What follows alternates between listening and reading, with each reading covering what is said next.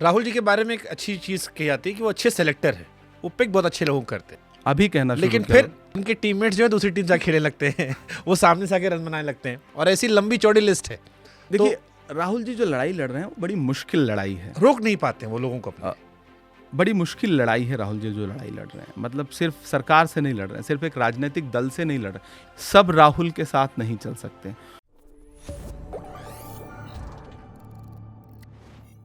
राहुल जी के बारे में एक अच्छी चीज कही जाती है कि वो अच्छे सेलेक्टर है।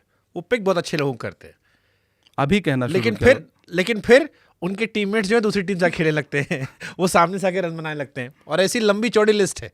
राहुल जी जब आए, लॉन्च हुए अच्छे से, तो उनके आसपास जितने लोग हमें यंग फेसेस दिखते थे वो आज बीजेपी के साइड से छक्के चौके मारते हुए हमें दिखते हैं।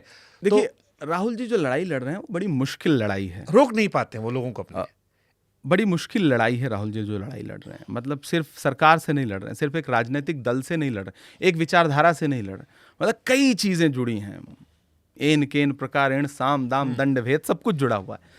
ऐसे में मैंने एक शेर कहा था कि कांटे गुल के साथ नहीं चल सकते हैं, बुज़दिल खुल के साथ नहीं चल सकते हैं, रास्ते में जो छोड़ गया उसे जाने दो, सब राहुल के साथ नहीं चल सकते हैं।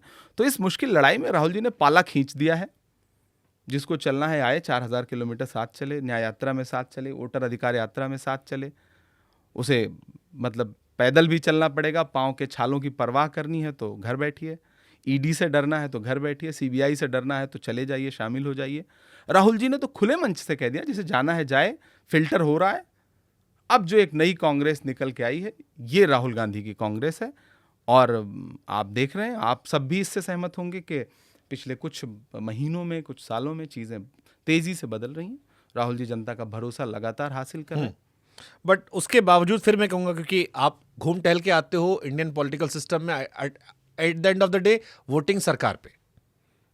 मुझे प्रमोद महाजन जी का वो डायलॉग जब उन संसद में भाषण दिया था उन्होंने कि we are single largest party but we are in opposition, he is only person of his party but he is the government. तो वो बड़ा इंडियन पॉलिटिक्स का एक बड़ा अच्छा स्ट्रक्चर बताया उन्होंने, अगर आपने स्पीच सुनी हो प्रमोद महाजन जी की। सुनिए। हाँ, लेकिन उसमें अब मैं बीते 2 साल का रिकॉर्ड देख रहा था। बीते 2 साल में मध्य प्रदेश, राजस्थान, छत्तीसगढ़, मिजोरम, सिक्किम, अरुणाचल, आंध्र प्रदेश, ओडिशा, फिर उसके बाद हरियाणा, महाराष्ट्र, दिल्ली, हाँ ये चुनाव आप हारे। हाँ, हारे और ये हैं। बीते 2 साल की बात कर रहा हूं मुझसे मैं, इनकार नहीं कर रहे हैं, जबकि हारे हैं इसी बीच में भारत जोड़ो यात्रा रही। लोकसभा में आपने अच्छा किया बट अगेन आप सरकार में नहीं आ पाए। देखिए जब भारत जोड़ो यात्रा शुरू हुई, अंत होते होते असल में हम लोकसभा चुनाव में गए। बीच में जो विधानसभा चुनाव थे उस दौरान तो राहुल जी लगातार यात्रा ही कर रहे थे, मेरा अपना मानना है। और चुनाव जीतने के लिए बहुत सारी चीज़ें, आप गोंडा से हो, जो चीज़ें मतलब अस्थाई ज़रूरी हैं, हो सकता है उन मानकों पे हम वहाँ खड़े ना उतर पाए। आपका क्या एनालिसिस है? कुछ तो आप लोग करते होगे ना बात कि यार इतने सारे चुनाव हो गए। देखिए अभी जो राहुल जी ने जो खुलासा किया, राहुल जी ने जो सबूत देश के सामने रखे हमारे लिए भी, जैसे मैं महाराष्ट्र चुनाव में बहुत इन्वॉल्व था, मैंने बड़ी रैलियां की और लिटरली मतलब सबके लिए बहुत शॉकिंग है वो चुनाव कि कैसे वो बिल्कुल एकदम मतलब परिवर्तित हो गया। हरियाणा बहुत ही शॉकिंग है हमारे लिए। तो मतलब कुछ राज्यों के चुनाव तो इतने चौंकाने वाले हैं। बट कई जैसे पत्रकारों से मैं बैठता हूँ, क्योंकि हरियाणा हमारे लिए भी चौंकाने वाला था, लेकिन फिर जब कई लोग कड़े जोड़ते हैं कि शैलजा जी थी, वो कह रही थी, हुड्डा साहब को लेके जो बात चली थी, कुछ आपस में ही लोग हरवाना चाह रहे थे। मुझे तो यहाँ तक लोगों ने बताया कांग्रेस में ही जो लोग आए मिले बैठे कि वो चाहते थे कि जीतें, लेकिन इतना जीतें जिसपे हम सीएम बन जाए, इससे जीतेंगे तो किसी और को बना दिया जाएगा। तो ये रहा कि इंटरनल ये उस पूरे चुनाव की चोरी को उससे ध्यान हटाने के लिए बहुत आसान है कि शैलजा जी ने ये कर दिया। शैलजा जी तो ठीक है, उन्होंने एक इंटरव्यू दे दिया ना, इससे ज्यादा क्या कर दिया। हुड्डा जी का चला कि उन्होंने कई कैंडिडेट हटवाए, उसके बावजूद कांग्रेस को लेकर के जो लहर थी, आप यकीन करें। हाँ, ये सच है। मतलब मैं ग्राउंड पे था, मैंने प्रचार किया है वहां पर। महाराष्ट्र में मतलब मुझे झंडे नहीं दिख रहे थे दूसरी पार्टियों के, और बाद में पता चला कि वोटर लिस्ट में ऐसे मतलब एक साथ इतने नाम जोड़े गए। मतलब अभी सच में अभी उस पर बहुत काम होना बाकी है। बट आप बेंगलुरु सेंट्रल की सीट लोकसभा की हारना, मैं खुद मान रहा था कि वो नहीं हार सकते। और अब जब राहुल जी ने सबूतों के साथ ये कहा कि हम जो है इतनी बड़ी वोट चोरी पकड़ करके लेके आए, तो वो बहुत शॉकिंग। तो मतलब मैं ये मान लूं कि बिहार चुनाव आप लोग हार गए? नहीं, अभी तो राहुल जी ने जो क्रांति कर दी है बिहार में। अरे तो आप तो कह रहे हो क्रांति तो महाराष्ट्र में भी हो गई थी आपके हिसाब से। नहीं भाई, हमें बाद में पता चली ना। वो चोरी हमें बाद में पता चली। हाँ। इस बार तो हम पहले से सड़क पर हैं और हम अभी आप देखिए आज का वीडियो उठा के देखिए आप, चंपारण, मोतिहारी, बेतिया पहुंची यात्रा, जन सैलाब है कई किलोमीटर का। अब भीड़ से जनता सड़क मैं पे आई। भीड़ से वोट नहीं, भीड़ ही देखिए आप भीड़ को, आप मोदी जी की रैली में मतलब अगर विदेश में ऑस्ट्रेलिया जा रहे हैं और वहां 200 आदमी बुला करके एम्बेसी अरेंज कर रही है, छोड़िए तो मोदी। फिर आप कहो कि मतलब बस भीड़ मोदी तो मुझे मोदी इस के बार- नारे लग रहे हैं। भीड़ तो इस बार प्रशांत किशोर के लिए भी दिख रही है मुझे। दावा तो वही मुझे मेरे पॉडकास्ट में कर गए कि शुभांकर 150 के नीचे आए तो लानत है मेरे ऊपर। अभी आप हंसे रहे होंगे उस वक्त, हंसे उन्होंने होंगे कहा कि 150 आए लानत उस है। वक्त आप हंसे होंगे मेरा ख्याल। कहे कि 20-25 आया तो खुद तोड़ के फेंक दूंगा मैं। ये सब सारी रील्स और सारी भीड़ उस समय तक थी हाँ, जब तक राहुल जी मैदान में नहीं उतरे थे, तेजस्वी मैदान में नहीं उतरे थे, महागठबंधन मैदान में नहीं उतरा था। जब से ये वोटर अधिकार यात्रा शुरू हुई है, उसके बाद कहीं की कोई नई विजुअल है आपके पास? जाएंगे अभी तो इलेक्शन माहौल मुश्किल पीक है, होगा। नहीं दिखेगा आपको। तो मतलब आप मान रहे हो बिहार में अच्छा होगा इस बार? बिहार में बहुत अच्छा होगा, बहुत अच्छा होगा। मैं स्क्रीनिंग कमेटी में हूँ मैं ग्राउंड पे भी जा रहा हूँ, आपको देख के अच्छा, लगेगा। आपका प्रमोशन इसी पे निर्भर करेगा? मुझे लगता है मैं जो काम कर रहा हूँ वो पार्टी ने जो जिम्मेदारी दी है मैं उस पर कर रहा हूँ। इसमें प्रमोशन लाइक वी से विद राजनीति में मुझे विद नहीं ग्रेटर लगता कि रिस्पांसिबिलिटी कम ग्रेटर भसड़। प्रमोशन डिमोशन जैसी कोई चीज़ नहीं होती है। आप काम कर रहे हो, आप ईमानदारी से अपना काम करो और डरो मत। ठीक है। तो राहुल जी का नारा ही है, डरो मत। मैं बैठ के पढ़ रहा था, यूपी में एनडी तिवारी 35 साल पहले कांग्रेस के मुख्यमंत्री थे। बिहार में 6 दिसंबर 1989 से लेकर 10 मार्च 90 तक जगन्नाथ मिश्रा जी मुख्यमंत्री थे। इट्स बीन 35 ईयर्स, 35 साल हो गए इमरान यूपी और बिहार में कांग्रेस का मुख्यमंत्री बने। इन 35 सालों में तो मोदी जी या बाकी लोग नहीं थे। 35 साल में कांग्रेस की सरकार भी रही, केंद्र में लंबे समय तक रही। क्या वजह रही कि जो कांग्रेस यूपी बिहार जैसे बड़े राज्यों में पावरफुल पार्टी थी, जिसके लोग आज इन बाकी पार्टियों में, क्षेत्रीय पार्टी में गए, वहां से कांग्रेस बिल्कुल विलुप्त हो गई। आज रीजनल पार्टीज पे बहुत डिपेंडेंट होना पड़ रहा है, चाहे तेजस्वी जी पे या अखिलेश जी पे। देखिए राजनीति में ये होता है, 35 ईयर्स होता है। और बहुत सारे मतलब भाजपा का भी आप उभार देखेंगे, 2 सीट थी देश की पार्लियामेंट में उनके पास और उभार आया। फिर वो राजनीति ऐसे ही काम करती इतना है। नहीं गए। जो इंदिरा जी एक चुनाव में चुनाव हार गई, अगली बार वो कितनी प्रचंड बहुमत के साथ सत्ता में आई। आपकी उम्र कितनी है?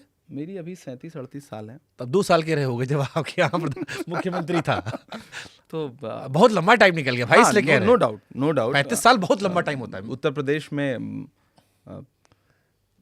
पार्टी को फिर से और मजबूती के साथ आने की जरूरत है और लोकसभा में हमने अच्छा प्रदर्शन किया। हमें पूरा विश्वास है कि आने वाले विधानसभा चुनाव में कांग्रेस अच्छा प्रदर्शन करेगी। कैसे? संगठन पे काम, देखिए अल्टीमेट जो हमारा काम है वो संगठन पे काम करना, नई टीम खड़ा करना। बाकी चुनाव तो बहुत कुछ डिपेंड करता है उस वक्त के तात्कालिक मुद्दों पे। विधानसभा के मुद्दे अलग हैं, लोकसभा के मुद्दे अलग हैं। और लोकसभा में किसी को उम्मीद थी उत्तर प्रदेश में इतनी सीटें आने जा रही हैं विपक्ष के पास? बिल्कुल नहीं, किसी को नहीं थी। आई सीटें। विधानसभा मुझे लगता है इससे और बेहतर होगा।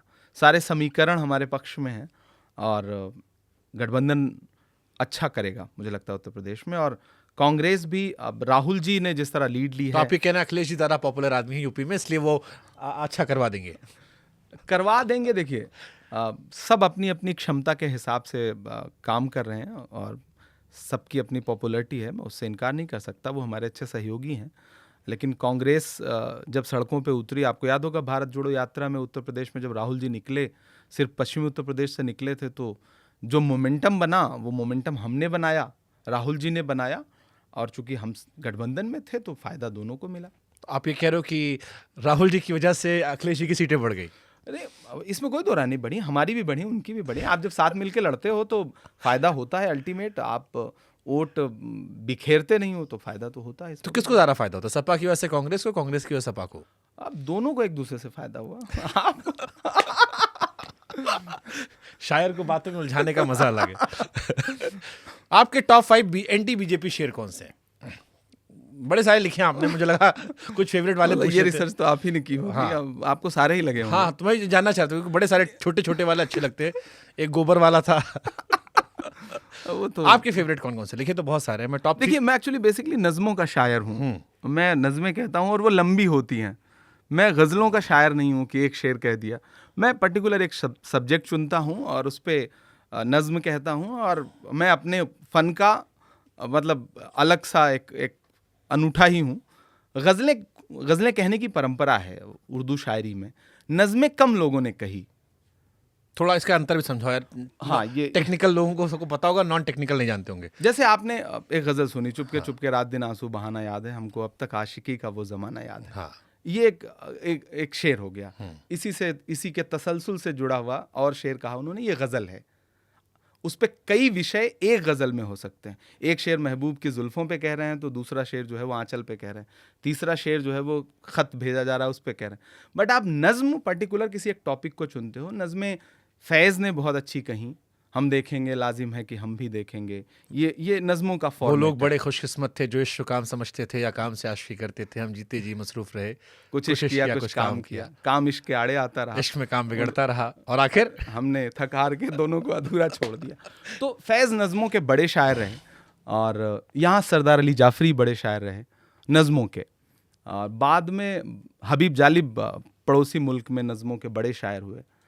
तो हिंदुस्तान में गज़लों की परंपरा ज़्यादा है। आजकल जॉन एलिया साहब जॉन एलिया साहब भी गज़लों के शायर हैं। युवाओं में बड़ा इंस्टा रील पे चलते रहते हैं। हाँ, नई पीढ़ी का अपना टेस्ट है और वो पसंद करती है जॉन को। जॉन बहुत अच्छे शायर हैं, इसमें कोई दो राय नहीं।